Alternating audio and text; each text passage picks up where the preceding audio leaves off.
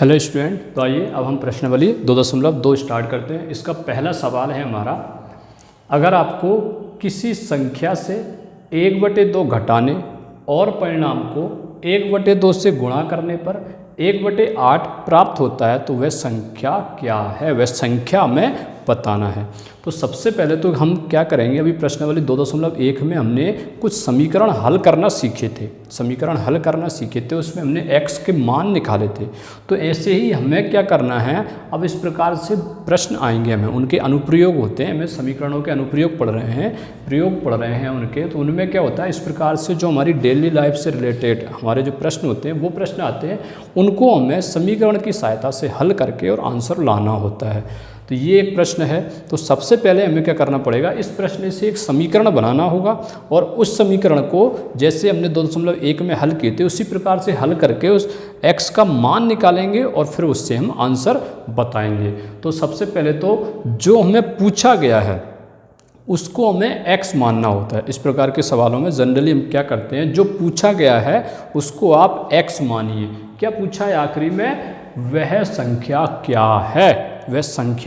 क्या है, तो सबसे पहले तो जब हम हल करेंगे इसको तो मान ही लेते हैं कि माना वह संख्या x है। अगर ऐसे संख्या वाले प्रश्न आते हैं तो उनमें हम मानते हैं, यहाँ पर माना वह संख्या x है।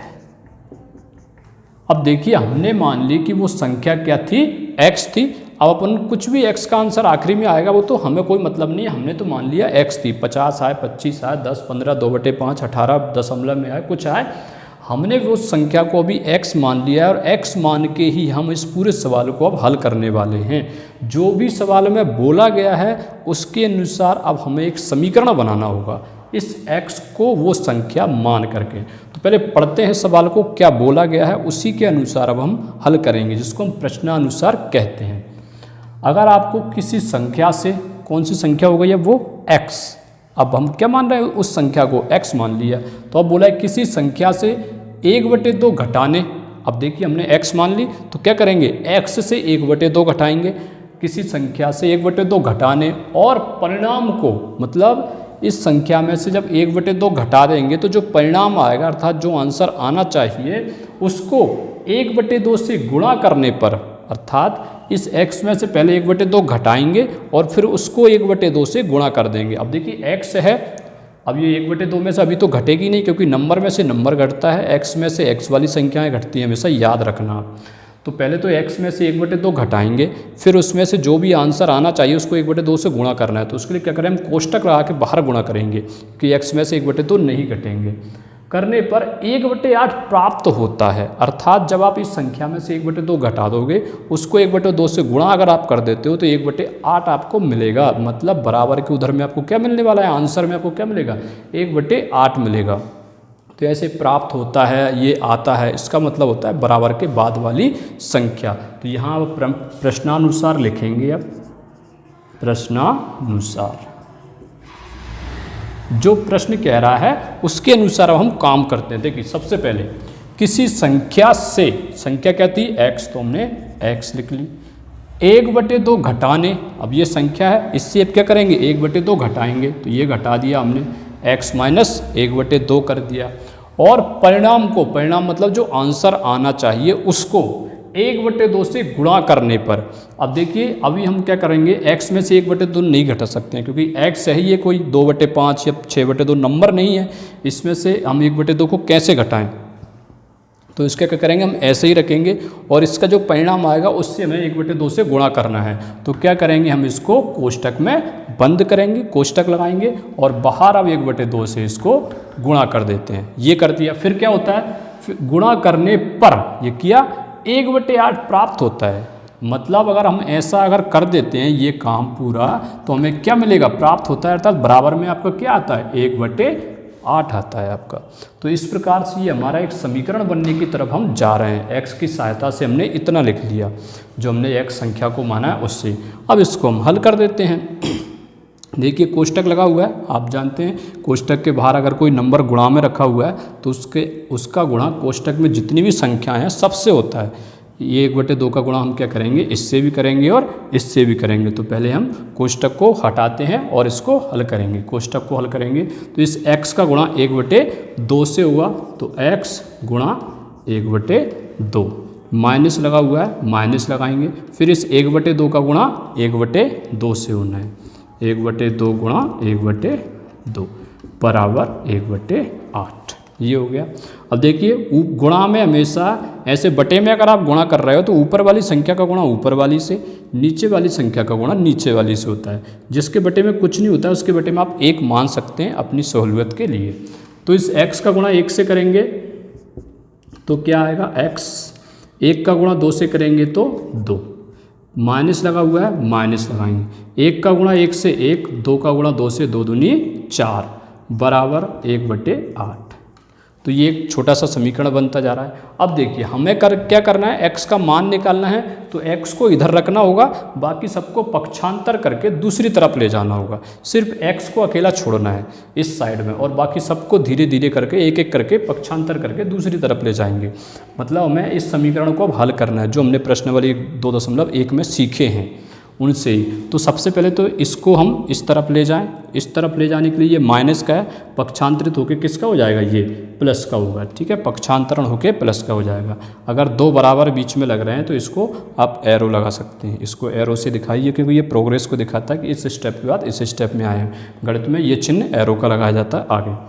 तो ये माइनस वाली संख्या है, माइनस वाली पक्षांतरित होगी किस में जाएगी, प्लस में जाएगी। तो देखिए ये x/2 ऐसे ही, ये बराबर है, ये बराबर रहा। बराबर के बाद क्या है, 1/8।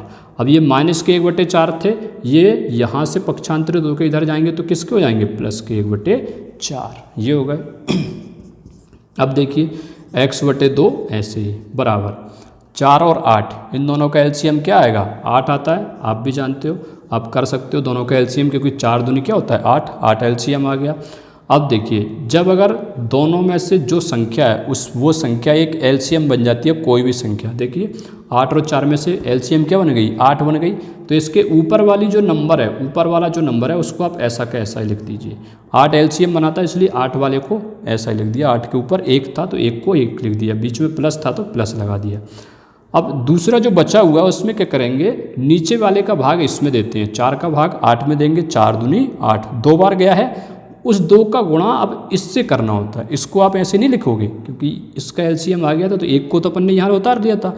लेकिन जो दूसरा नंबर बचा है पहले उसका नीचे वाले में भाग दीजिए, 4 का भाग 8 में देंगे, 4 दूनी 8, 2 आया, उस 2 को उससे गुणा कीजिए, 2 का 1 से गुणा, 2 एकम 2, फिर उसको यहाँ लिख दिए। ये हो गया यहाँ पर।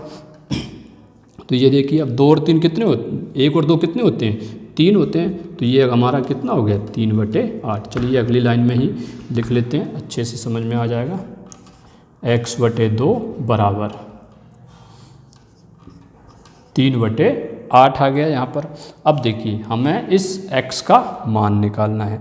तो यहाँ पर x के बटे में 2 भाग में है, तो हमने पहली प्रश्नावली में सीखा था 2.1 में कि अगर बटे में कोई संख्या है तो उसको हटाने के लिए क्या करना पड़ेगा, दोनों पक्षों में नीचे यहाँ पर 2 है तो क्या करेंगे, 2 से हमें गुणा करना होगा इसमें। तो इधर भी 2 से गुणा करना होगा और उस साइड भी अगर 2 से गुणा करना चाहें तो यहाँ पर भी आप 2 से गुणा कर सकते हैं। या उसको छोड़ करके अब हम थोड़ा सा और आगे बढ़ते हैं, उस गुणा की बजाय क्या करेंगे, यहाँ पर ये देखिए ये भाग में है तो ये पक्षांतरित होकर इधर किस में जाएगा, गुणा में। तो इस 2 का आप पक्षांतरण कर दीजिए।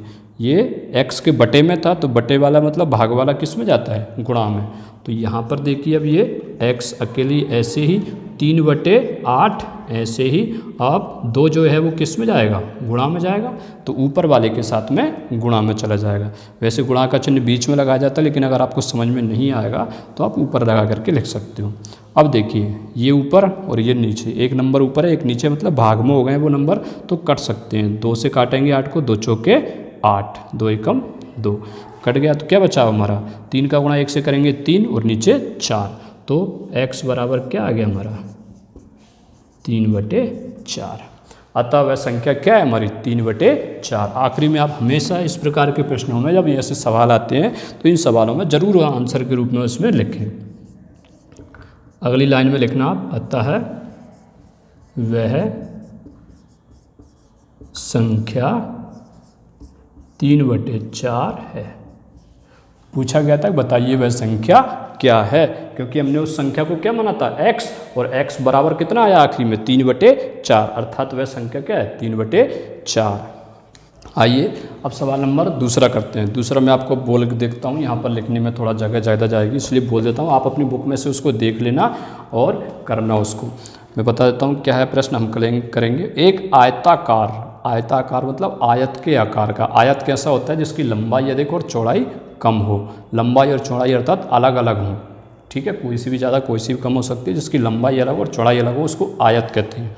तो एक आयताकार तरणताल अर्थात स्विमिंग पूल की लंबाई उसकी चौड़ाई के दुगने से 2 मीटर अधिक है, अर्थात जो स्विमिंग पूल है उसकी जो लंबाई है, लंबाई ये वाली वो कैसी है, उसकी चौड़ाई की दुगने से 2 मीटर ज़्यादा है।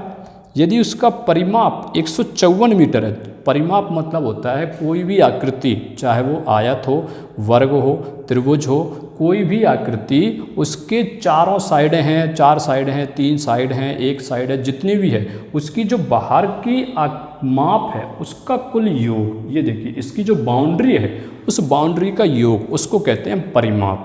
तो उसका परिमाप जो है वो जो स्विमिंग पूल है उसका परिमाप मतलब उसकी बाउंड्री को जोड़ दें अगर हम, चारों साइडों को, आयत है 4 साइडें हैं, चारों साइडों का योग कितना आ रहा है 154 मीटर, तो उसकी लंबाई व चौड़ाई ज्ञात करना है हमें, लंबाई और चौड़ाई बताना है। तो देखिए इसमें अब हमें एक प्रश्न उठता है किसको माने, लंबाई को x माने या चौड़ाई को x माने।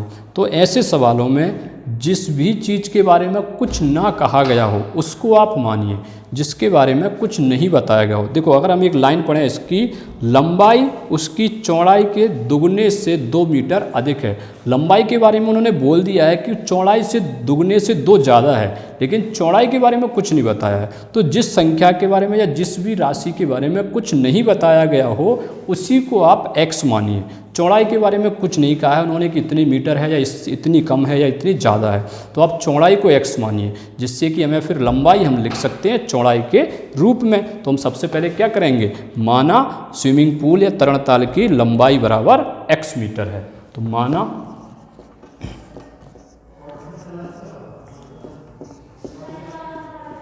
तरणताल की चौड़ाई के दोगुने से, तो हम चौड़ाई को मान लेते हैं क्योंकि लंबाई के बारे में तो उन्होंने कुछ बोला है, लंबाई को बताया है कि लंबाई उसकी चौड़ाई के दोगुने से 2 ज़्यादा है, लंबाई को बताया गया है, लेकिन चौड़ाई के बारे में कुछ नहीं कहा कि चौड़ाई क्या है, तो उसकी चौड़ाई को हम मान लेते हैं। तो माना तरणताल की चौड़ाई क्या मानेंगे, अब देखिए सारी संख्याएं किसमें मीटर में दिए गए सारे परिमाप, तो आपको उसको x मानना होगा मीटर में, चौड़ाई x मीटर है। अब हमने मान ली है उसकी चौड़ाई, चौड़ाई क्या मान ली हमने x मीटर। अब उसकी लंबाई निकालते हैं हम, लंबाई के बारे में भी कुछ बोला गया है चौड़ाई से संबंध बता करके। क्या बोला है लंबाई की, कैसी है लंबाई, लंबाई तो यहाँ लिखेंगे अतः लंबाई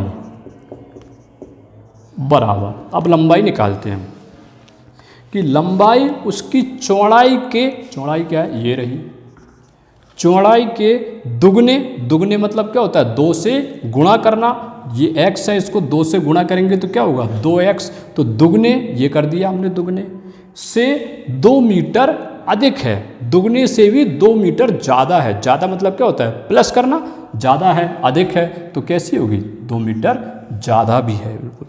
तो ये क्या हो गई हमारी लंबाई, कोष्ठक में लिख करके बाहर किस में आएगी, ये भी मीटर में आएगी हमारी।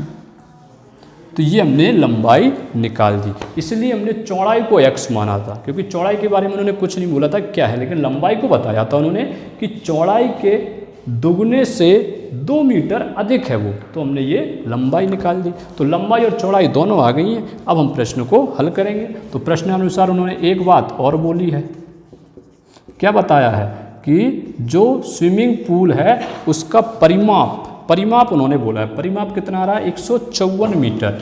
प्रश्नानुसार परिमाप बराबर 154 मीटर। अब देखिए परिमाप क्या होता है, पहले तो आकृति के बारे में पता करना है कि आकृति क्या है हमारी, क्या है, आयत है एक, और आयत का परिमाप क्या होता है, 2 कोष्ठक में लंबाई प्लस चौड़ाई। क्यों, क्योंकि उसकी लंबाई एक समान होती है दोनों तरफ की, ये लंबाई और ये लंबाई बराबर होगी, ये चौड़ाई और वो चौड़ाई बराबर होती है आयत की, मतलब आमने सामने की भुजाएं समान होती हैं, इसलिए परिमाप में जब देखेंगे तो 2 बाहर रख के एक लंबाई को जोड़ देंगे और चौड़ाई को जोड़ देंगे, तो ये होती है 2 कोष्ठक में लंबाई प्लस चौड़ाई। तो परिमाप अगर इस प्रकार से अगर आपको दिया जाता है तो आप क्या करेंगे, उसके नीचे उसका सूत्र लिख देंगे और बराबर में वो चलेगा। 154 ये हो गया यहाँ पे। अब देखिए मीटर भी आप लिख सकते हो एक बार, और ये 2 ऐसा ही। अब देखिए लंबाई हम अब निकाल चुके हैं, तो लंबाई की जगह आप क्या रख देंगे, लंबाई रखेंगे। लंबाई कितनी है हमारी, 2x प्लस 2, प्लस लगा हुआ है प्लस लगाएंगे। चौड़ाई भी हमने मानी है, क्या मानी थी, x, तो ये x हो गई बराबर 154, ये चल रहा है। अब ये एक समीकरण बन गया है, अब इसको हम क्या करेंगे, हल करना है हमें। तो हल करने के लिए इस x का मान निकालना पड़ेगा हमें। इस x को मान निकालने के लिए x वालों को इसी तरफ छोड़ें, बाकी सबको पक्षांतर करके दूसरी तरफ ले जाएं। तो ये 2 कहाँ पे रखा हुआ है, गुणा में रखा हुआ है, तो ये इधर किस में जाएगा, भाग में जाएगा। तो इस 2 को ले जाते हैं और अंदर भी सॉल्व कर लेते हैं। देखिए मैंने बताया था अभी आपको, नंबर से नंबर जुड़ेंगे, x वालों से x वाले जुड़ते हैं या घटते हैं। ये 2x है और ये 1x है, जिसके आगे कुछ नहीं होता है, क्या होता है, 1 होता है। 2 और 1 मिलके कितने हो जाएंगे, 3x। तो अंदर यहाँ पर 3x प्लस 2 हो जाएंगे और इस 2 को हम इस इधर भाग में पक्षांतरित कर देते हैं। तो अगली स्टेप में हमारा ये बचेगा हमारा 3x प्लस 2 ये वाला, और ये वाला 2 भाग में चला जाएगा, 154/2 ये चला गया। 154 का 2 में भाग देना है, काटिए आप, 2 एकम 2 और 2 सत्ते 14, 1 बचा, 2 सत्ते 14, 77 हो गया ये। तो अगली लाइन में देखिए अब ये 3x है, हमें x का मान निकालना है, तो बाकी सबको पक्षांतर करना पड़ेगा। अब ये x के साथ किस में रखा है, प्लस में, तो उस साइड जाएगा किस में जाएगा, माइनस में जाएगा। और इस साइड कितने बच्चे हैं अभी हमारे पास, 77 बच्चे हैं। तो यहाँ अभी हमने 3x बचा है बराबर ऐसा ही, ये देखिए 77 चल रहे हैं। ये प्लस के 2 थे, पक्षांतर होके किस में आ गए, ये माइनस में, इस माइनस में आ गए ये। तो 77 में से 2 माइनस करेंगे तो कितना बचेगा, 75। तो अगली लाइन में हमारा 3x बराबर 75। x का मान निकालना है, x के साथ 3 किस में रखा है, गुणा में रखा हुआ है, तो ये इधर किस में जाएगा, भाग में पक्षांतरित होगा। तो अगली लाइन देखिए, x बराबर 75/3, 3 का 75 में भाग देंगे, हम जानते हैं 25 3 75, या वैसे भी आप काट सकते हो। देखिए 3 दूनी 6, 1 बच गया, 3 5 15, तो x बराबर क्या आ गया, 25। लेकिन हमने x क्या मानी थी, चौड़ाई मानी थी मीटर में, तो अतः हमारी चौड़ाई क्या आ गई है, 25 मीटर। x का मान देखिए 25 आ गया, तो अतः चौड़ाई कितनी है, 25 मीटर। अतः चौड़ाई बराबर 25 मीटर। लंबाई और चौड़ाई दोनों पूछी है, लंबाई भी बताना पड़ेगा, हमारे पास लंबाई भी है, उसमें x का मान रख देते हैं। अतः लंबाई बराबर क्या थी हमारी, 2x प्लस 2, एक बार इसको लिख लेते हैं, 2x प्लस 2। मान रखते हैं, x का मान कितना निकल के आया, 25, तो x की जगह पे 25 रख देते हैं। 2x 2 के साथ गुणा में रखी हुई है, तो 25 प्लस 2, 25 दूनी 50, 50 और 2 कितने होते हैं, 52। तो यहाँ पर हम अगली स्टेप में आप लिख सकते हो 52 मीटर। तो हमारी जो इसकी लंबाई निकल के आई है वो है 52 मीटर और चौड़ाई कितनी है, 25 मीटर। अब देखिए क्या लंबाई दोगुने से 2 ज़्यादा है, 25 का दोगुना 50, 50 से 2 ज़्यादा कितने होते हैं, 52 होते हैं, मतलब हमारे आंसर भी सही है। आइए अब हम अगले प्रश्न हल करते हैं। प्रश्न नंबर 3 और 4 आपको करना है, मैं आपको एक जनरल में बता देता हूँ। अभी जैसे प्रश्न नंबर 2 किया था उसी तरह से उसी के जैसे प्रश्न नंबर 3 हमारा हल होना है। 3 क्या है, एक समद्विबाहु त्रिभुज। अब देखिए नाम है उसका समद्विबाहु, सम मतलब समान, द्वि मतलब 2, बाहु मतलब भुजाएं, अर्थात ऐसा त्रिभुज जिसकी 2 भुजाएं समान होंगी। उसका आधार है, आधार दिया है कितना, 4/3 सेंटीमीटर। आधार मतलब नीचे वाली भुजा उन्होंने दी है। अब एक भुजा नीचे वाली दे रखी है, समद्विबाहु त्रिभुज है, तो बची हुई 2 भुजाएं जो ऊपर वाली होंगी वो कैसी होंगी, बराबर भुजाएं होंगी। तथा उसका परिमाप दिया है उन्होंने, परिमाप दिया 4 सही 2/15 सेंटीमीटर। अब देखिए सवाल नंबर 2 में भी परिमाप बताया गया था, तो उसका परिमाप का सूत्र लगाया था हमने आयत का। ये है त्रिभुज, त्रिभुज में 3 भुजाएं होती हैं, तो परिमाप क्या होगा, तीनों भुजाओं का योग हो जाएगा। तो परिमाप दिया है, उसकी बराबर भुजाओं की लंबाइयाँ ज्ञात कीजिए। तो आप क्या करेंगे, ऐसे करके मान लीजिए एक त्रिभुज बनाना, यहाँ इसको नाम भी दे सकते हो ABC। अब आधार उन्होंने दिया है 4/3 सेंटीमीटर। तो जो बराबर भुजाएं हैं, अब देखिए जितनी ये होगी ना उतनी ही ये है, क्योंकि समद्विबाहु त्रिभुज है, 2 भुजाएं बची थी, ये दोनों बराबर होंगी, तो इसको क्या मानना, इसको x मानोगे आप। ये x है तो ये भी क्या होगी x, क्योंकि बराबर है, तो ये इस दोनों को आप x मानना, बराबर भुजाएं हो गई। अब परिमाप बोला है, परिमाप अर्थात ये प्लस ये तीनों का योग बराबर वो दिया है जो 4 सही 2/15, उसको रखना, समीकरण हल हो जाएगा, x का मान निकल जाएगा, जो भी आपका x आएगा वो आपकी बराबर भुजाएं निकल जाएंगी। सवाल नंबर 4 कह रहा है आपका 2 संख्याओं का योग 95 है। यदि एक संख्या दूसरी से 15 मीटर अधिक हो तो दोनों संख्याएं ज्ञात कीजिए। अब देखिए एक संख्या दूसरी से 15 मीटर अधिक है, तो एक संख्या के बारे में बोला है, दूसरी के बारे में कुछ नहीं बताया है, तो आप एक संख्या माना, एक संख्या x मान लेना, तो दूसरी संख्या क्या है, पहली से 15 ज़्यादा है, तो दूसरी क्या होगी x + 15। दोनों संख्या निकल गई, एक x निकली, दूसरी x + 15 निकल गई हमारी। अब उन्होंने प्रश्नानुसार दिया है दोनों का योग, 2 संख्याएं, देखिए अपन ने पहली को x माना था, तो दूसरी अपने आप क्या थी, x + 15 आई थी। फिर उन्होंने बोला दोनों का योग अर्थात प्लस, प्रश्नानुसार में आप लिखोगे वो कितना आ रहा है, 95 आ रहा है। सवाल को हल करना, x का मान निकालना, पहली संख्या निकलेगी 15 जोड़ देना, दूसरी संख्या निकल जाएगी, तो आपको ये हल करना। आइए अब करते हैं सवाल नंबर 5। 2 संख्याओं का अनुपात 5:3 है। अब संख्याएं अनुपात में दी गई हैं, अनुपात मतलब ये बटे का ही रूप होता है, लेकिन शुद्धतम रूप में काट पीट करके लिखना होता है इसको बिल्कुल। अनुपात मतलब एक सरलतम रूप जिसको और सरल ना किया जा सकता है, इसको आप और सरल नहीं कर पाओगे। यदि उनमें अंतर 18 है, उनमें अंतर मतलब एक में से बड़ी वाली संख्या में से छोटी वाली को अगर आप घटा देते हो तो 18 आंसर आता है, तो वो संख्या ज्ञात कीजिए। उन दोनों के बीच में अनुपात ये आ रहा है, उनका अंतर 18 है, तो वो संख्याएं आपको बताना है। तो याद रखना, जब भी हम अनुपात को तोड़ते हैं तो उसके गुणन के रूप में x लिख देते हैं, क्योंकि x मतलब कोई एक कॉमन संख्या होती है जिससे इसको भाग दिया गया होगा। अनुपात कुछ भी, संख्याएं कुछ भी हो सकती हैं, उनको भाग दे करके किसी भी कॉमन संख्या से एक संख्या से भाग दे करके सरलतम रूप में लिखा जाता है उसको। तो ये अनुपात को तोड़ेंगे तो इसमें x का गुणा करके दोनों में तोड़ेंगे। तो सबसे पहले हम हल करेंगे। हल हमें क्या दिया गया है, अनुपात दिया है अनुपात बराबर क्या दिया है, 5:3। 5:3। अब देखिए अनुपात में आ रही है संख्याएं, अभी तक हमारे पास x वगैरह में नहीं है ये, तो समीकरण कैसे बनेगा। तो याद रखना, अनुपात को जब भी आप तोड़ते हो तो दोनों के साथ में x का गुणा कर दिया करो।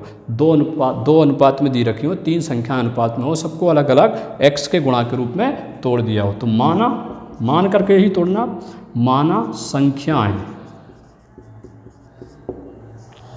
अब पहली वाली संख्या को x के रूप में तोड़ेंगे तो क्या हो जाएगी, 5x, और दूसरी क्या हो जाएगी 3x, तो 5x व 3x है।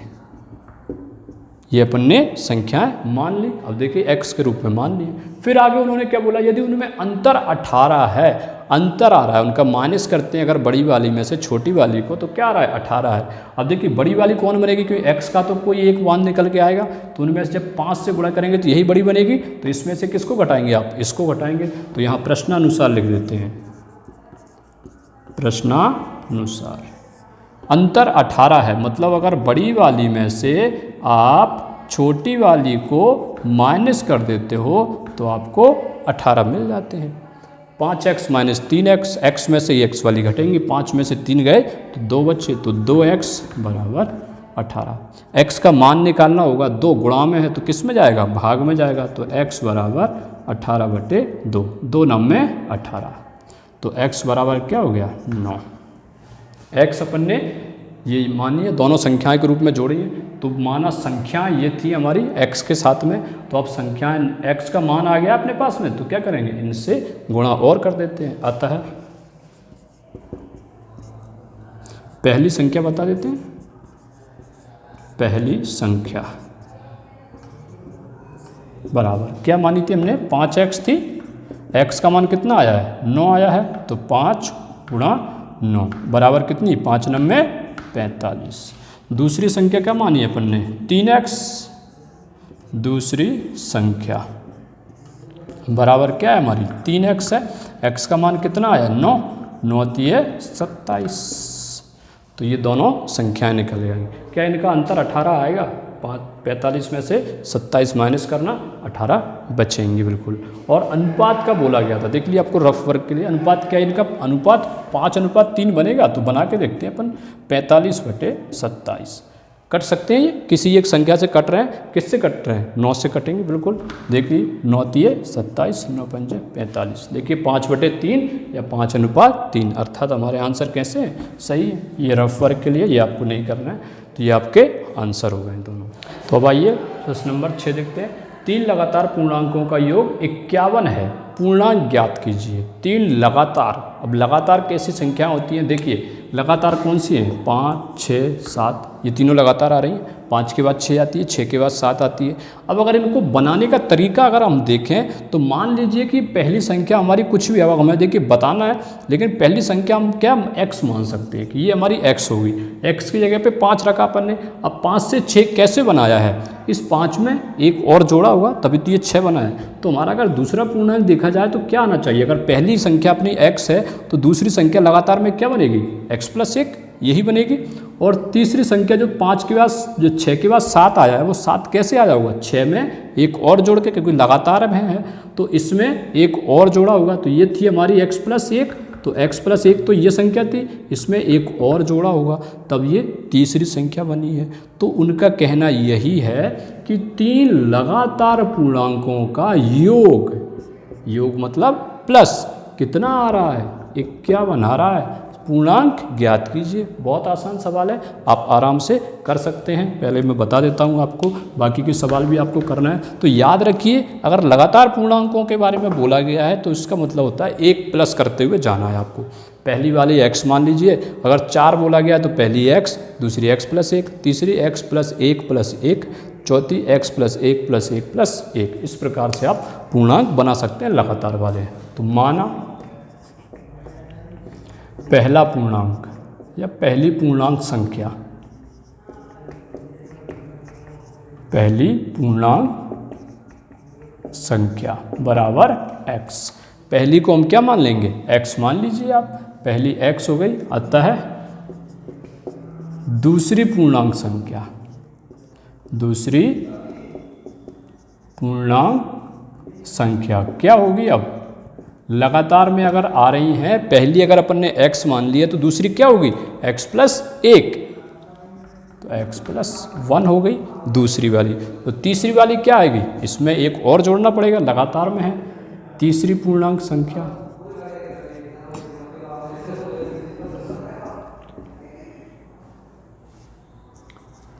तीसरी पूर्णांक संख्या बराबर, तीसरी क्या आएगी, दूसरी में एक और जोड़ना पड़ेगा, तो दूसरी ये है हमारी x + 1, इसमें एक और जोड़िए x + 1।